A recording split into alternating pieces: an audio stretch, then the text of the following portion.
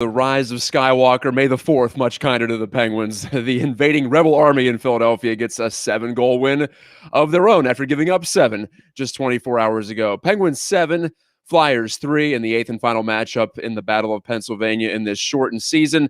I'm Matt Gajtka with Hunter Hodies of Locked On Penguins and myriad other outlets as well. We're here to talk about not just this game, but also playoff preparedness, as this is the final Pittsburgh postgame of the regular season. I'm going to be on vacation this weekend. The Pens are playing the Sabres. I don't think I'll be missing much necessarily. So, we'll take care of just wrapping up this thing, even though it's only game 54 of 56 for the Pens. And Hunter, if you can pardon the Star Wars puns, I know you appreciated those, of course. A big-time strike back for the Penguins tonight after just a complete dud of a performance on Monday. And you know what? I can excuse that. When I look back at this series, I'm going to remember this second game more than the first one. It's just one of those games, not necessarily a schedule loss or anything like that. The Pens had rest the night before, but they're coming off 4 intense games against the Bruins and the Capitals, and they played pretty well in those. So we can allow an emotional letdown, I think, for one night. So would you say that the Empire struck back tonight in episode 5? So I don't know. I mean, are they the Rebels or are they the Empire? Who are they? Which ones? Yeah, I think a lot of people expect the Penguins to be the Empire because of, they won the back-to-back cups in 2016 and 17, and they're gunning for their 4th one since 2016. So I would expect them to be the Empire this time and not the Rebel Alliance. I think every team gunning for them is the Rebel Alliance at this point. But yeah, this game. Wells Fargo Center certainly resembles the Death Star, I will have to say. Yes, yeah, they have not had good luck there this year, so they finally were able to destroy it in this game. But overall, this game was just the classic payback from last night. You score 7 on us, we'll score 7 on you. It started out really nice. Marcus Pettersson gets his, his second, third goal of the year. He has not scored since, I think, the 3rd game of the season. If I recall correctly, it's been quite a while. Yeah, I believe that's correct. So he had an offensive to hands there just because of how well he played that. Great feed from McCann, by the way. In the first 20 minutes, they were really shutting down Philadelphia, I thought. But then after the 10-minute mark in the second period when they had that 3-0 lead, Crosby was able to do his thing. He is now 2 goals away from tying Mario Lemieux for the most goals all time against the Flyers franchise. So of any player that has played against that franchise. And Sid is probably going to break that record from Mario by the time he finishes playing. So, they can continue to do the classic Crosby sucks chant as they've done ever since 2005 with Darian Hatcher. But I felt like they kind of stopped skating after those 2 goals. I know Gensel had one on the power play. It was nice to see Evgeny Malkin. He looked hesitant for a lot of that power play, but then had a nice kind of shot pass kind of, and Gensel's right there to clean up the garbage. Then, Philly's able to get one back from Justin Braun. They're able to get it to 3-2 late in the second. Just really weird puck luck, I thought, tonight for the Flyers. So there's 2 goals right off skates. And then Pittsburgh took control of the game, I thought. Right around halfway point of the 3rd period, it was all Penguins after that. I know the Flyers made it a bit close, making it 4-3, but the Penguins were able to respond just a couple minutes later with Sidney Crosby going down to his one knee. I mean, when he does that, the goal is going to go in. The puck is going to go in every time. He's just done that so many times throughout his career. And then, you get the Mark Friedman stuff. Matt, it is so weird. I know, obviously, we're going to talk about this. What did Mark Friedman do to that franchise? Yeah, he gets into a fight in this game, and then Shane Gostisbehere with a cheap shot cross-check. Maybe it's just the fact that it's very rare to see a defection from the Flyers to the Penguins or vice versa over the course of the season. And that's what happened earlier this year when the Pens picked him up off waivers. Who knows, right? You don't know what goes on in the minds of these players, what goes on inside the dressing room when they're teammates. Maybe there's some old grudges held. I guess that'll have to be left up to our imaginations. Positives for the Penguins, you touched upon several there. Crosby with 3 points. He gets a couple of goals. The first one, I think, almost as impressive as the second one. He was just able to adjust to the deflected shot from Pettersson and guide it home. Yeah, a little bit of luck there on his side, but you give yourself those chances, and eventually they're going to go in. Speaking of that phenomenon, Jason Zucker scores for the 2nd consecutive game. That's a promising thing for someone who's struggled to finish this year and still manages to miss a couple of open nets in this series despite getting 2 goals. Then on top of all that, Malkin with 3 points, 3 assists in the 2 games here coming back from the injury.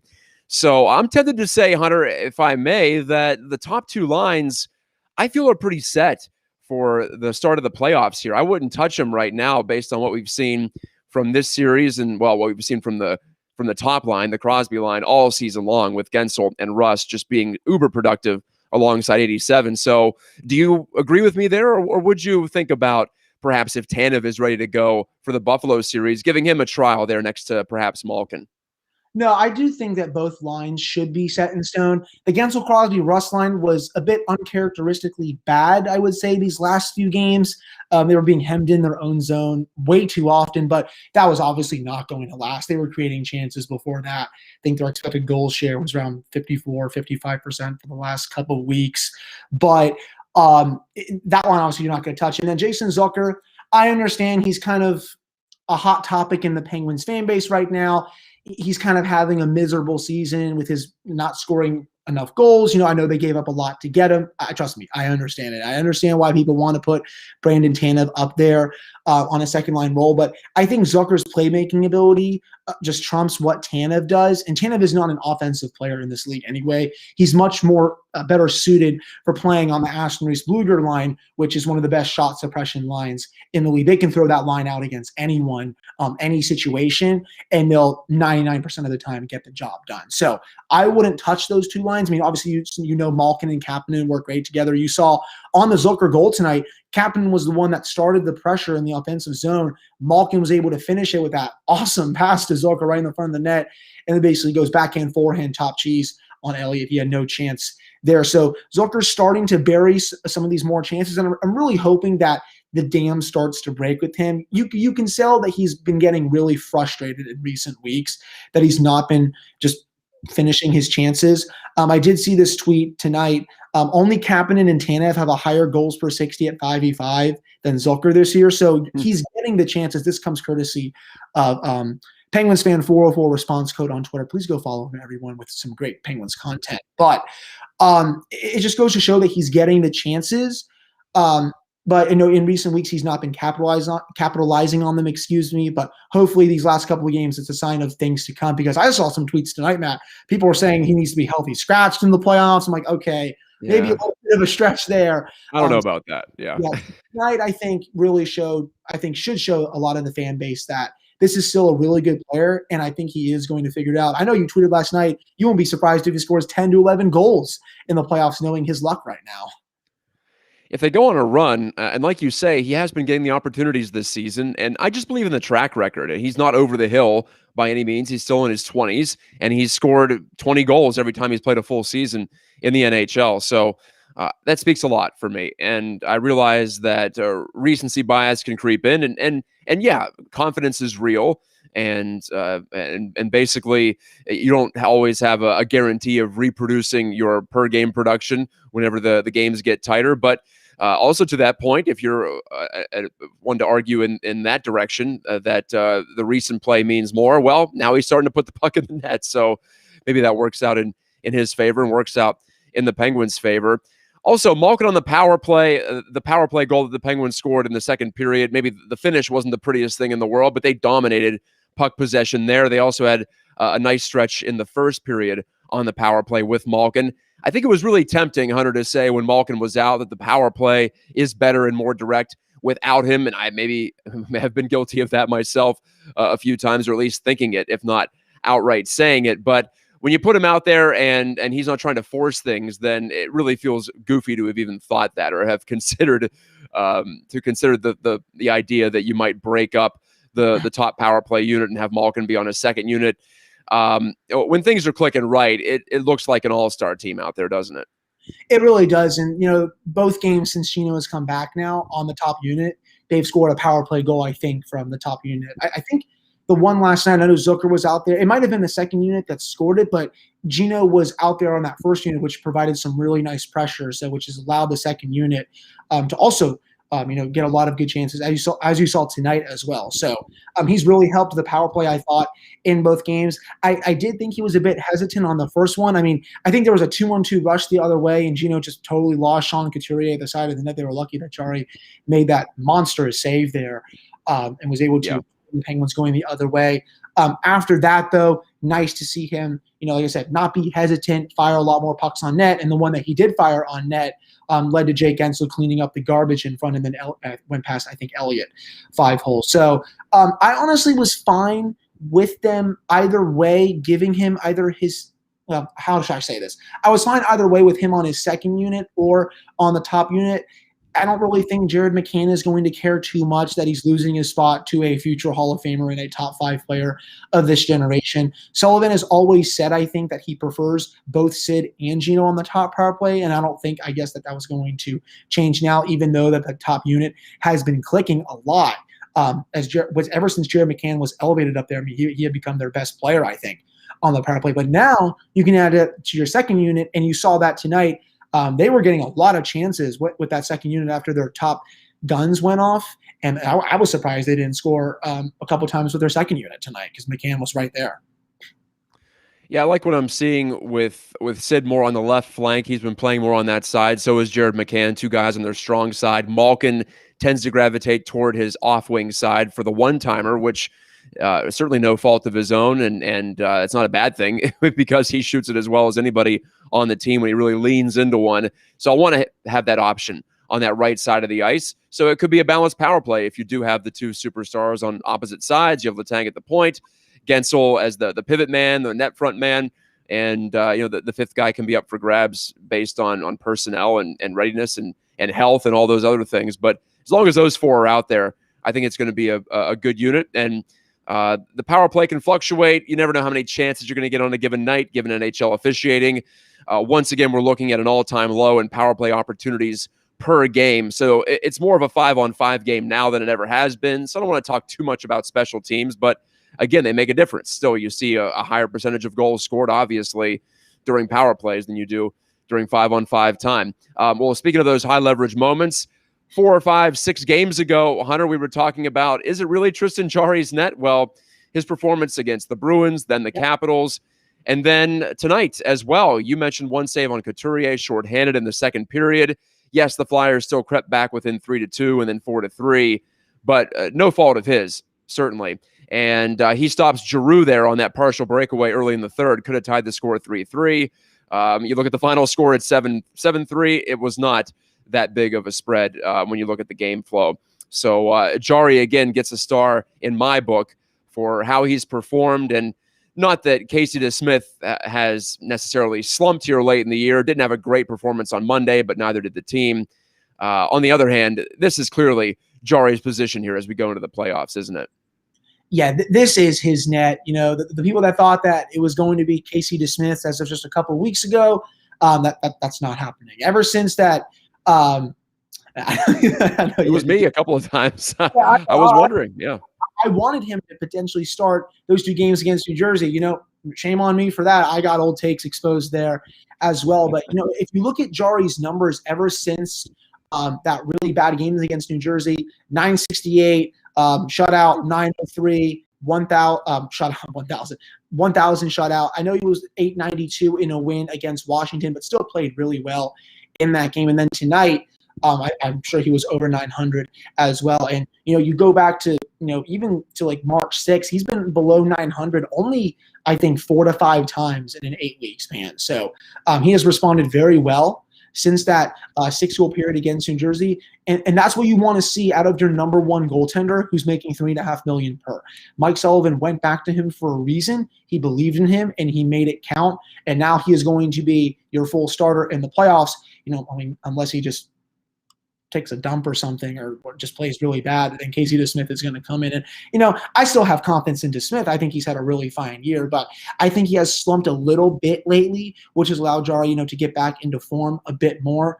But yeah, I definitely agree that final score tonight was not indicative of how the game went. And Jarry came up with some ginormous saves. I touched on the one shorthanded with Couturier at the side of the net. You touched on the Giroux little breakaway in the third period. There were a couple others, I think, when it was a 1-goal game. Honestly, early on in the third period, even after that breakaway, Jarry was bailing them out quite a bit. The Penguins kind of looked lost in the defensive zone. But that's what a good goalie does. He was there to help, and then the Penguins' depth and their scoring was able to take it from there and help Jarry win the game. 15 minutes into tonight's Pittsburgh Postgame. No, we're not sponsored by Geico. It's just time to go to some comments here. 15 minutes could save you, a lot of time wasted on other analysis, I suppose. Steeler Nation 412 says, great win and another amazing performance from Crosby. I think, the last couple of games, unremarkable from Sid. I don't know if he's just conserving energy or perhaps just going through a little bit of a lull here late in the regular season. This is his 16th season.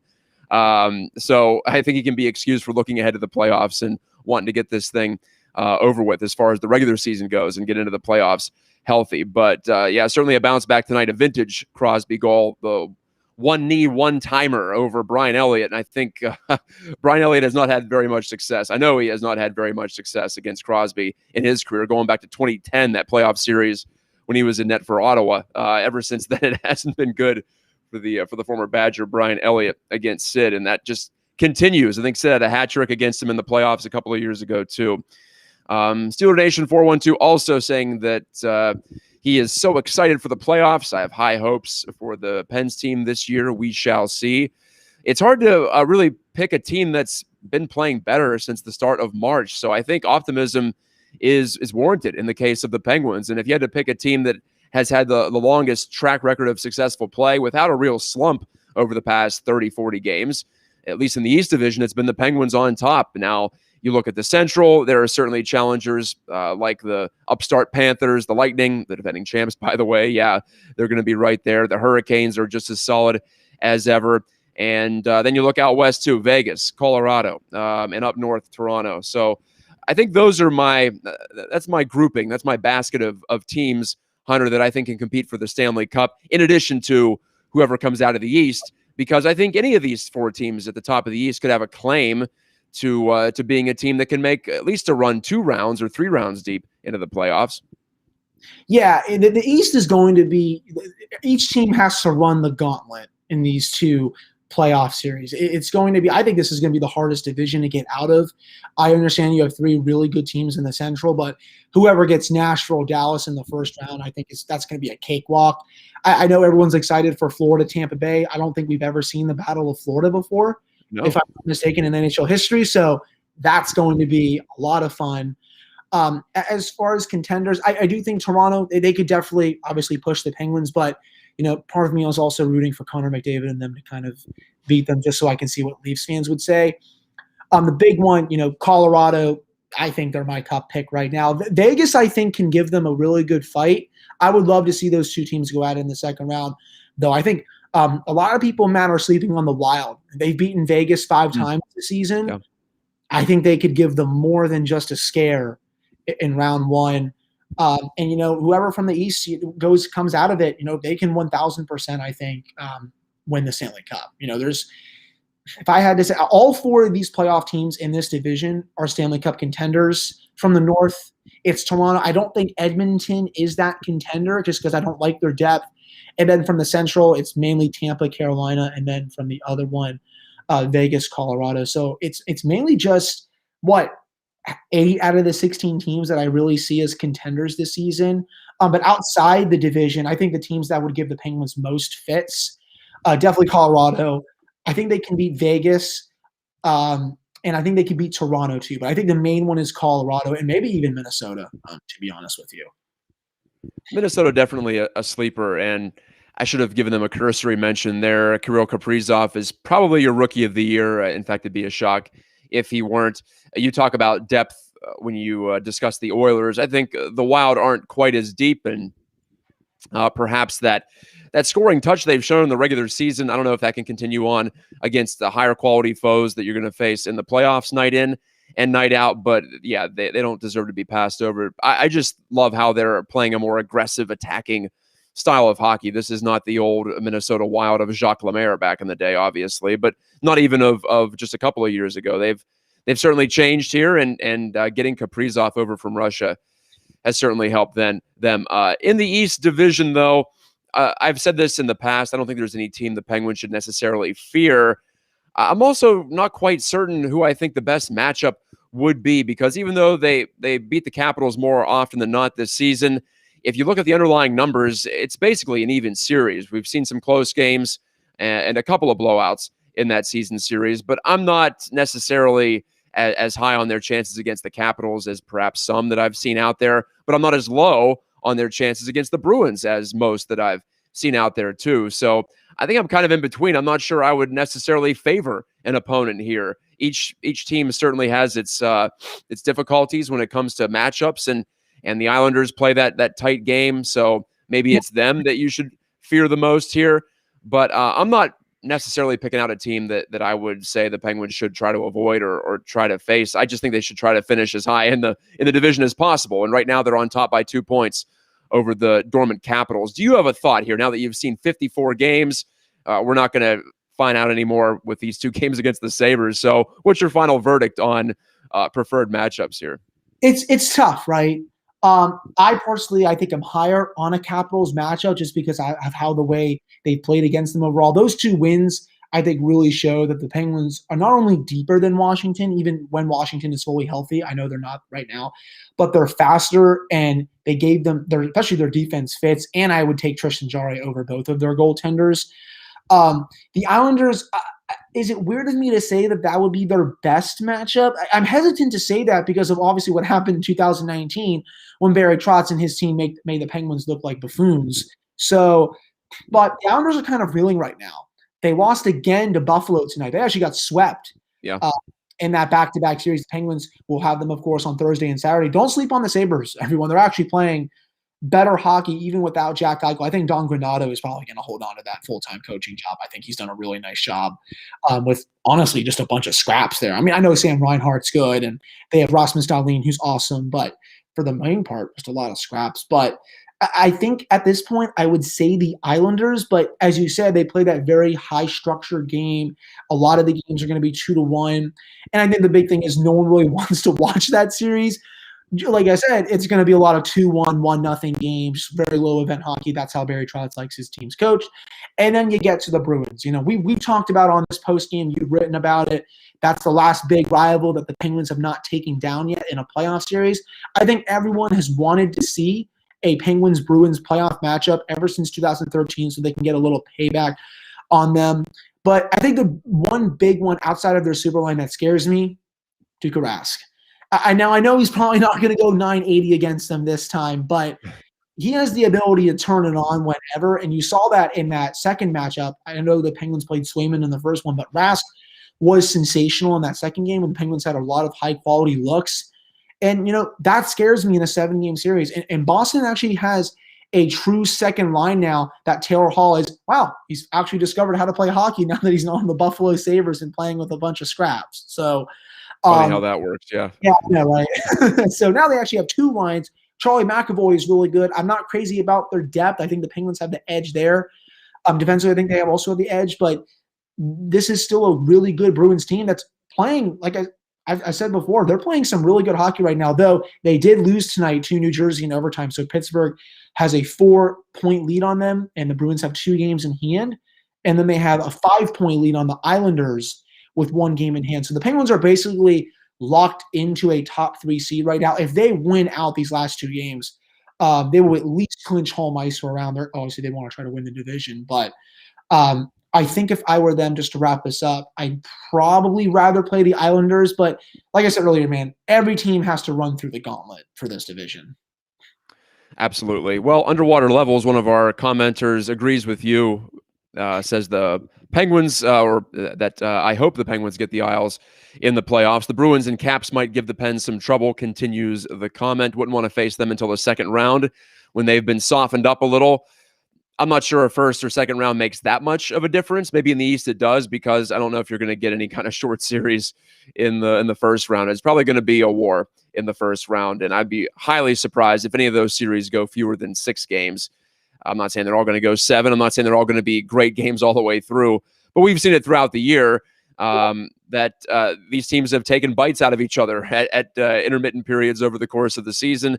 Looks like the Penguins are going to finish at least in the area of number 1. Maybe the Capitals can overtake them. The Caps do have a game in hand, as you laid all that out.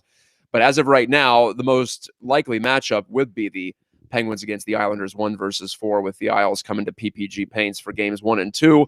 And we're still not sure when the playoffs start because we have some makeup games. The Penguins don't, but there are some makeup games that are going to be coming after this weekend, which is when the season was supposed to end, barring any kind of COVID complications. Of course, there were. So, stay tuned to all your NHL social channels and NHL.com and wherever else you may find your hockey news, because just stay on top of it. It could be a weird playoff schedule with some of the teams in Canada needing to play the Canucks, who had so many games postponed. It could be a mess in the first round, at least, until we get everyone on the same page, is what I'm saying. Hey, speaking of league-wide news, Hunter, the New York Rangers made some bold news tonight, issuing a statement saying that they were appalled by the lack of discipline beyond that slap-on-the-wrist $5,000 fine for the Capitals' Tom Wilson last night, as he assaulted Pavel Buchnevich and also Artemi Panarin on his way to a couple of penalties in the game, but nothing, like I said, after the fact.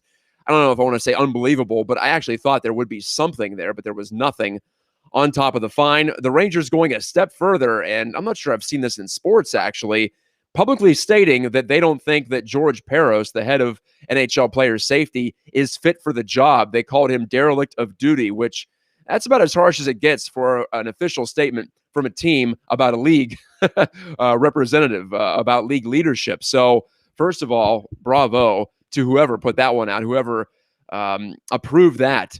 A much bigger social media win for the Rangers than the Capitals that we saw last night, certainly. The whole thing's infuriating, Hunter, and I know you talked about it on your podcast, which, by the way, is LO_Penguins on Twitter, is where you can find that in the archive. It's on a whole bunch of your typical podcast platforms. So folks can catch your rant last night on that, but for me, I hope we've reached a breaking point. I don't know if I expect that we've reached a breaking point here, that maybe public sentiment and the Rangers themselves actually taking a big step here could push things in a direction where either the Capitals themselves or the NHL sits down with Tom Wilson, like we saw with the Penguins and Matt Cook so many years ago. This feels different, though. This feels like we're getting the ball rolling in the direction where I think everyone but Capitals fans think it should be, regarding Tom Wilson and his eligibility to play in this league. He doesn't deserve to play in this league at this point. That's basic as that. Yeah, I mean, I was of the opinion he probably should have at least gotten suspended for a full playoff series, if not more, or honestly just be done for the season. It's gotten to the point now, and I think this is also it's a huge Tom Wilson issue, but it's a huge issue league-wide too, that they enable this. They truly, I don't think, care that someone like Tom Wilson does this on a yearly basis. Or, you look at stuff that Ryan Reeves did a few years ago. Matt Cook used to do this on a gamely basis with the Penguins. Sean Thornton with the Bruins, Milan Lucic. Hell, Brad Marchand used to lick players, and he finally got the book thrown at him a little bit. But like I said, I mean, the league just enables it. And, as long as you have George Parros running the show and Colin Campbell, I mean, George Parros is basically Colin Campbell's parrot, a puppet, whatever you want to call it. As long as Colin Campbell calls the shots with that, Parros just follows what he says. And it's not going to change if you're just going to have a goon or two goons, honestly, running the show. One of them, I think, made shirts that says, "Make hockey violent again." We're not going to get going here with the league and just changing player safety if you have someone heading up your player safety that has "Make hockey violent again" t-shirts ready to buy for all the fans that still love, fighting and all these physical plays. But, people are going to defend Tom Wilson. That's what fans around here do. I've lived in this area for 18 years. It's nothing. It doesn't surprise me. That being said, I've had a lot of good talks with some Caps fans that I know that are kind of sick of him and his antics. And I love the response from the New York Rangers. They probably are going to get fined a lot more than Tom Wilson just did. And shouldn't even say rightfully so. And, that's just because the league is going to do that. I mean, that they're stupid. But it was great to see them come out with that statement. That was probably approved by Jeff Gorton or John Davidson or something like that, in my opinion. And, to call out the Department of Player Safety and, to say he should be removed from his position, that's never, I don't think, happened before in this league's history. And I really hope, the next time Tom Wilson does something, to a team, whether it's the Penguins, whether it's Vegas, whether it's whatever franchise, whether even if it's Seattle in their first season. I hope that organization releases a similar statement to get the ball really rolling with protecting players. Artemi Panarin is a top 10 to top 15 talent in this league. And the fact that they turned a blind eye to it when he was basically had his hair pulled, his head almost slammed onto the ice, a UFC MMA takedown, it's just like, what are we doing here? And the punch to Buchnevich's head was just as terrible. But, I mean, I wish I expected more from the league. It's just this is how they want it to be. And they've been enabling this for far too long. They still think the sport is in 1985, as I said on my podcast rant today, with some not so friendly language to add to it. Hey, 85 was a pretty good year. Well, one of us was born that year. I'll leave it to the audience to decide which one. Well, yeah, you said an MMA takedown, except not on canvas. It's on a rock-hard sheet of ice. So we could have very well have witnessed a player death for the first time in, 40, 50 years in the NHL last night. It was pure luck, dumb luck, that it didn't happen. I don't care who it is. I don't care if it's Artemi Panarin or if it's Zach Aston Reese or pick your bottom line player, pick your marginal player. It's a person, and it's a player in the NHL, and supposedly player safety is concerned with the safety of players in the NHL, hence their title. But it's just not happening. And you're right about the fact that it's got to be Colin Campbell leaving the whole operation. Really, it's got to be Gary Bettman, too, because he's the one who makes the calls here. He could fire Colin Campbell tomorrow if he wanted to. He could do it right now via text. And I'm encouraging him to do so if he is watching. But he could make the changes, but he doesn't want to do it either. And it always confuses me about Bettman being a lawyer, being someone who you would think would be concerned about liability down the line. He just continues to play chicken here with this. And not that that's the reason you should make changes, and not that that's the reason that you should penalize players like Wilson or perhaps even kick them right out of the league past a certain point, past all these moments, all this recidivism from him over and over again. But you would also think that having that legal background would make him a little more skittish on it, but he doesn't appear to be. So I think just that being around those 100 hockey men for his entire career has rotted his brain in some regards. I'm happy about the Rangers, but I wish that it wouldn't come to this. It certainly doesn't look good for the league, I'll say that. So the league being embarrassed by one of their marquee franchises here in the Rangers, I don't care they haven't won in forever. They're one of the marquee franchises. They're one of the highest profile franchises in sports, really. And for them to say the league is abandoning its duty, I think that's huge. So again, I say congrats to them for coming out and saying something that no team to this point has ever done. So perhaps we're making some progress in that regard. All right, enough about, I don't want to talk about Tom Wilson and give him more airtime here. He's got enough airtime today, and I have a tendency to think that he enjoys all of it when it's all said and done. A lot of bad take out there. Don't listen to him. Yeah, right. So enough about that. Anything else you'd like to say about this regular season for the Pens? They're going back to the playoffs. They might even win the division.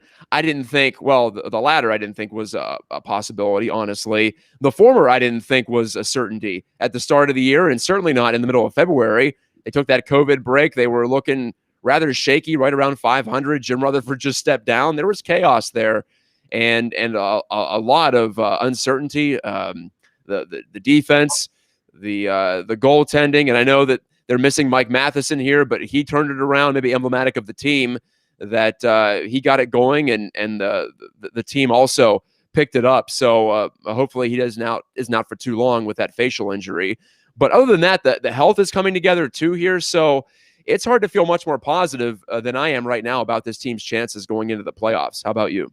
Yeah, I'm really excited to see what they can do in a 7-game series against, not maybe just one of these other 3 teams, but potentially 2 if they make it to the second round. And then, of course, if they get to the Stanley Cup semifinals. I think Brandon Tanev is going to be back on Thursday. That's going to be huge for the depth on this team. I don't think Rodriguez will play again these last 2 games. And what's the reason to? You're playing Buffalo. So I think he'll be ready for the start of game 1 because he's only day-to-day.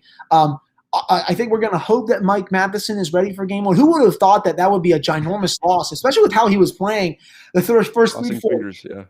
I mean, he has been awesome. I think these last 4 to 5, 6 weeks, to be honest with you, I know he's the full team chaos player, great in one end, really bad in the other end. But even these last month and a half, the really bad has not been the defensive end that much for him. I really thought he was turning around and making that Hornquist swap looking a bit better, at least during those 4 to 6 weeks. It's still, not the best optics with that trade, but I think it was looking much better. And, I had them pegged at second place going into the season. I still thought that there was a real chance they would miss, but I also didn't think that Philadelphia would implode like they did during the final 2 months. And, I said this on my podcast like a week ago, that comeback win after the Flyers came back from 3-0 down, that next game, that turned the Penguins season around right away. McCann got that goal in the third period with about 9 minutes left. They held on. And then ever since then, they have went on this ginormous run, which has now led up to 2 more games left in the regular season, which has them on the cusp of their first division title since 2014 when the Metropolitan Division made its inaugural debut for the National Hockey League. I believe the Penguins ran away with the division that year. It's actually funny how they did because they had 2 lines that could not score. So I'll always remember that. And they were just 1 win away from going to a conference final with a pretty bad team outside their top 6. But overall, I'm excited with their chances. I think Tristan Jarry's playing great. Top 6 is really rounding into form. Once they get even more healthy with Tanev and Rodriguez coming back and Matheson, they'll be finally able to run all 4 lines, all 3 defensive pairs, and have their goalie that they've wanted ever since the start of the season, where it has just been an injury curse for this team. But luckily, 2 more games. And then as for the playoffs, I did read today from Elliot Friedman in his 31 Thoughts. They're hoping for May 15th for the U.S. playoffs to start. Okay, so this is the 4th. We're looking at 11 more days, so it could be closer to the following weekend. So it could be maybe a mini training camp, a reconvention at the Lemieux Sports Complex for the Penguins there. And hey, for a team that skews older, I don't think that's necessarily a bad thing. And I said before the season, I thought the 56-game regular season, despite the compacted schedule, would be good for the Penguins. It's enough for them to find their rhythm, but not too much to wear them down. And look at this, Malkin comes back right before the playoffs, and it looks like Tanev's going to be ready for this weekend against Buffalo. So it might just end up being a pretty perfect timing. And as Occam's OX notes on our live chat, I think if this were the playoffs, Matheson would be probably out there with a full cage, I would imagine, not knowing the extent of his injuries. But at the same time, we've seen guys play through that sort of thing if it's playoff time, but it is not.